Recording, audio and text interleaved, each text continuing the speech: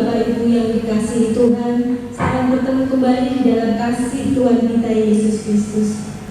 Pagi hari ini sebelum kita mulai ibadah, sekalipun melalui video, saya mengharap tidak mengurangi keseriusan kita untuk kita datang kepada Tuhan dengan hati yang penuh kerinduan untuk kita bertemu dengan Tuhan. Mari kita berdoa sebelum kita mulai. Kami mengucap syukur Tuhan, kalau pagi hari ini kami boleh beribadah.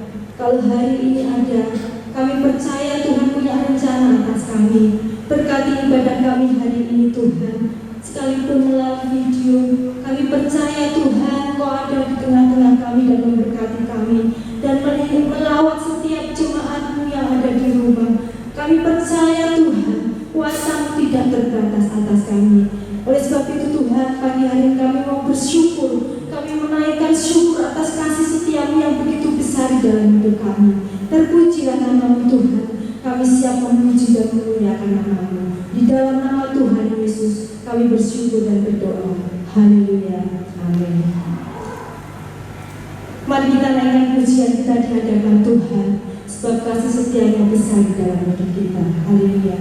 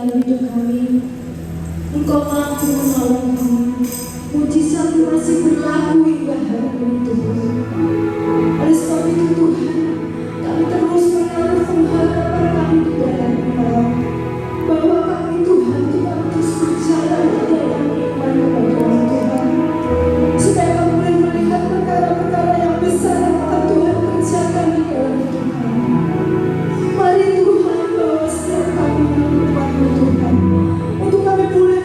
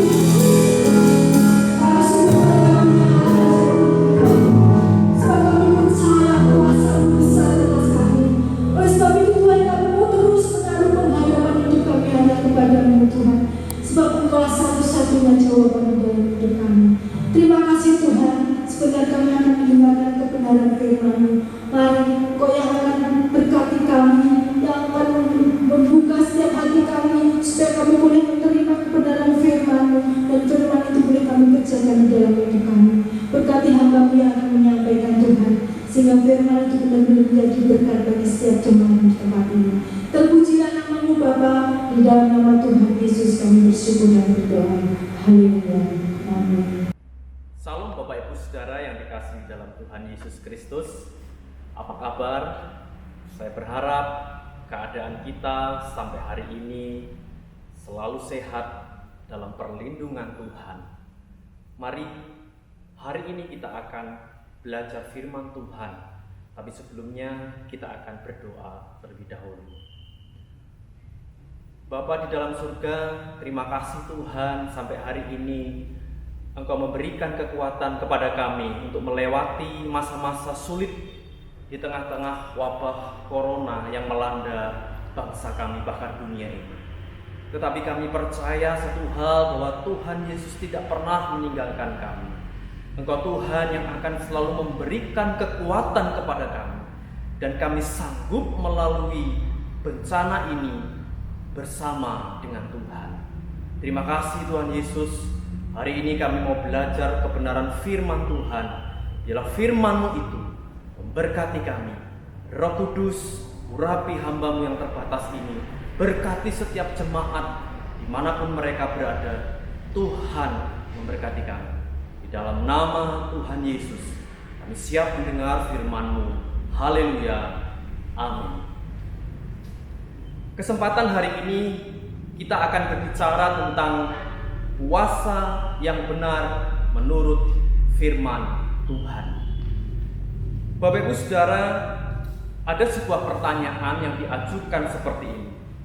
Apakah Tuhan itu menghendaki kita untuk berpuasa? Jawabannya adalah ya. Tetapi apakah juga kita betul-betul mengerti apa sebetulnya pengertian tentang puasa? Secara umum kita mengenalnya sebagai sebuah tindakan yang tidak makan dan tidak minum. Di definisi apapun, kata berpuasa itu berarti tidak makan dan tidak minum. Namun sebagian dari kita mungkin menyebut sebagai sebuah tindakan untuk menahan dan bahkan mematikan hawa nafsu kedagingan. Di dalam Roma 8 ayat 13 dikatakan di sana, sebab jika kamu hidup menurut daging, kamu akan mati. Tetapi jika oleh roh kamu mematikan perbuatan-perbuatan tubuhmu, kamu akan hidup. Jadi sebagian orang berpuasa untuk mengendalikan hawa nafsu, dan kita melakukannya karena kita komit. Ada juga karena sebuah pengertian yang lain tentang arti puasa atau pengertian puasa. Dari beberapa orang mungkin menyebutkan bahwa puasa itu untuk penurunan berat badan atau diet. Bisa juga itu dilakukan karena mungkin sedang penghematan. Ya, bisa jadi seperti itu.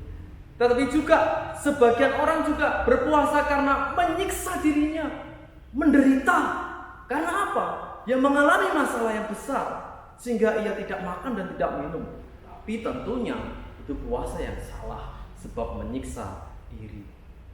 Bapak Ibu Saudara yang dikasihi dalam Tuhan, ada dua hal yang akan saya sampaikan hari ini tentang puasa yang benar menurut firman Tuhan. Yang pertama, apa sih sebetulnya tujuan kita berpuasa?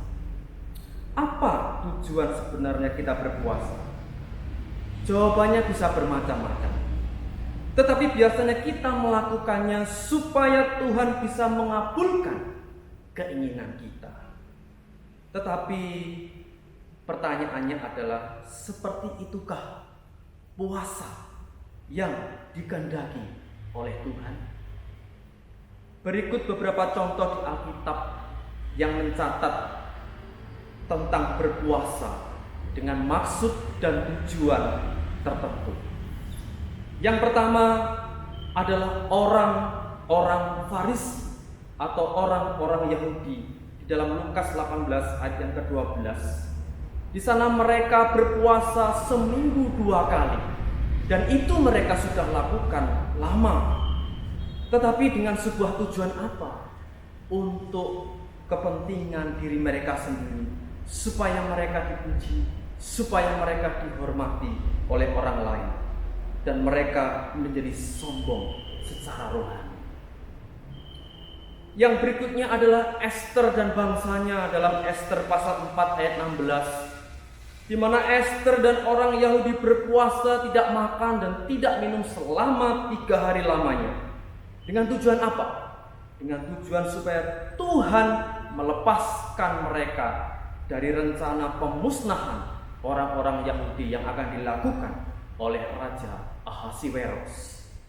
Berikutnya adalah orang-orang Israel di dalam 1 Samuel 31 ayat yang ke-13. Di sana dikatakan saat Saul dan ketiga anaknya mati oleh karena bangsa Filistin, maka orang-orang Israel berkabung, dan di dalam perkabungannya itu mereka berpuasa selama 7 hari lamanya. Berikutnya adalah Daniel dan teman-temannya.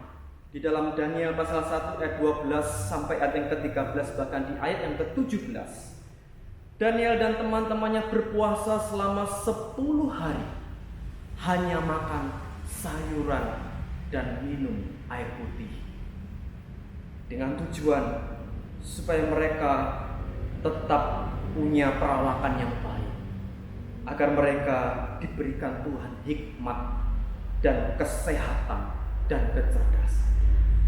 Dan yang terakhir adalah ketika Tuhan Yesus dan Elia dan Musa yang berpuasa selama 40 hari lamanya. Mereka berpuasa dengan tujuan supaya pelayanannya dipersiapkan, karena pelayanan yang mereka lakukan adalah pelayanan yang sangat besar. Bapak Ibu Saudara yang dikasihi oleh Tuhan Yesus, mari kita menyimpulkan dari beberapa tokoh yang berpuasa. Maka berpuasa itu bertujuan untuk mempersiapkan sebuah pelayanan kita. Ya, itu betul. Ketika kita mau melayani Tuhan, kita berpuasa. Itu sangat baik. Berikutnya, agar mereka atau kita saat berpuasa itu memiliki kuasa Allah. Supaya apa? Supaya kita dimampukan Tuhan untuk dapat mengalahkan penghulu-penghulu di udara. Selanjutnya bisa menghadapi berbagai masalah. Saat kita berpuasa, kita disanggupkan oleh Tuhan untuk menghadapi berbagai masalah, berbagai bahaya, berbagai ancaman yang akan terjadi di dalam hidup kita. Dan bisa jadi ketika kita berpuasa, tujuan kita adalah supaya membangkitkan kerohanian kita, untuk kita betul-betul dekat dengan Tuhan, untuk kita betul-betul bisa tahu rencana Tuhan atas hidup kita. Dan bahkan mungkin saat kita mulai jauh dari Tuhan, kita berpuasa. Dan itulah tujuan yang sesungguhnya. Bagian yang kedua adalah apa yang Tuhan katakan sekarang tentang berpuasa, Bapak Ibu Saudara. Alkitab tidak mencatat aturan atau waktu tertentu yang harus dilakukan oleh orang Kristen dalam berpuasa. Di sisi lain, Tuhan juga tidak tertarik dengan lama atau tidaknya kita berpuasa. Mau 2 kali dalam seminggu, mau 3 kali, mau 7 hari, mau 10 hari, atau 40 hari dan sebagainya. Allah tidak tertarik dengan hal itu. Tetapi Allah tertarik atau lebih tertarik dengan komitmen dan motivasi kita. Dan saat kita berpuasa untuk Tuhan. Apa maksudnya? Berpuasa untuk Tuhan bukanlah sebuah puasa rutinitas yang kita lakukan terus-menerus, tapi kita tidak punya sebuah hubungan yang intim dengan Tuhan. Kemudian berpuasa bukan sekedar kita menangis, kita meratap, dan kita berpantang sesuatu. Tidak hanya sebatas itu. Tapi berpuasa adalah untuk Tuhan, artinya dengan sungguh-sungguh kita mencari wajah Tuhan, mencari apa yang dikehendaki oleh Tuhan, dan melakukan kehendak Tuhan. Berpuasa bukan memaksa Tuhan menuruti apa yang kita mau, menuruti apa yang saya mau, tetapi memaksa diri kita untuk mengerti apa yang Tuhan mau dalam kehidupan kita. Berpuasa juga artinya kita ini sedang merendahkan diri agar kita dapat mendengar suara Tuhan, dan bukan sekedar agar doa-doa kita dikabulkan oleh Tuhan, namun agar kita jadi sama dengan kemauannya Tuhan. Saudara perhatikan, jika kemauan kita ini sudah sama dengan kemauannya Tuhan, tentu doa-doa kita pasti dikabulkan, bukan? Amin. Sebagai penutup yang terakhir, di dalam perenungan kita yang terakhir sebelum saya tutup dalam doa, di dalam kitab Perjanjian Lama dan kitab Perjanjian Baru sudah ditulis dengan beberapa ayat untuk kita dapat pahami. Yang pertama di dalam Yesaya 58 ayat yang ke-6. Ayat itu berkata demikian: berpuasa yang ku kehendaki ialah supaya engkau membuka belenggu-belenggu kelaliman dan melepaskan tali-taliku, supaya engkau memerdekakan orang yang teraniaya dan mematahkan setiap hukum. Tetapi latar belakang dari ayat tersebut, dari mulai ayat 1 sampai yang ke-12, dikatakan di sana bahwa mereka berpuasa, ya betul, tetapi mereka masih tetap berbantah-bantah dan bahkan berkelahi. Mereka berdoa minta kepada Tuhan saat mereka berpuasa, tetapi mereka memukul dengan tidak semena-mena. Bahkan saat mereka melakukan puasa, mereka menunjuk-nunjuk orang dengan jari mereka dan bahkan memfitnah. Apakah itu puasa yang dikehendaki oleh Tuhan? Tentu tidak. Tapi ayat 6 tadi mengatakan, berpuasa yang ku kehendaki ialah supaya engkau membuka belenggu-belenggu kelaliman. Apa itu artinya? Saudara dan saya diminta Tuhan untuk lebih mengutamakan tuntutan-tuntutan sosial daripada tuntutan-tuntutan diri kita sendiri. Tuhan sangat mencela puasa yang kita lakukan jikalau kita tidak memperhatikan sesama kita. Puasa yang dikehendaki Tuhan adalah ketika kita bersedia melakukan firman Tuhan dengan benar, ya, dan menunjukkan perhatian, kasih sayang kepada sesama kita. Kita berani untuk berbagi, kita berani untuk peduli, maka kita telah melakukannya untuk Tuhan. Jadi di dalam Yesaya pasal 58 ayat 6 ini mengatakan, berpuasa bukan hanya sekedar tidak makan dan tidak minum, tapi betul-betul melakukan dan memperhatikan sesama. Bagian yang kedua di dalam Perjanjian Baru tertulis di dalam Matius pasal yang ke-6 ayat 16 sampai 18. Ayat itu berbunyi demikian. Ayat yang ke-16. Dan apabila kamu berpuasa, janganlah muram-muram seperti orang munafik. Mereka mengubah air matanya supaya orang melihat bahwa mereka sedang berpuasa. Aku berkata kepadamu, sesungguhnya mereka sudah mendapat upahnya. Di ayat yang ke-17, tetapi apabila engkau berpuasa, minyakilah kepalamu dan cucilah mukamu. Ayat yang ke-18, supaya jangan dilihat oleh orang bahwa engkau sedang berpuasa, melainkan hanya oleh Bapamu yang ada di tempat tersembunyi. Maka Bapamu yang melihat yang tersembunyi akan membalasnya kepadamu. Bapak Ibu Saudara yang dikasihi oleh Tuhan, dari ayat ini kita belajar bahwa berpuasa bukan untuk sebuah kesombongan rohani, supaya dapat dilihat oleh orang, supaya dapat dipuji oleh orang, seperti orang-orang Farisi. Tetapi berpuasa di sini adalah komitmen kita, hubungan pribadi kita dengan Tuhan, dan supaya kita lebih memfokuskan diri kita kepada Tuhan. Dengan apa, saudara? Dengan membaca dan merenungkan firman Tuhan.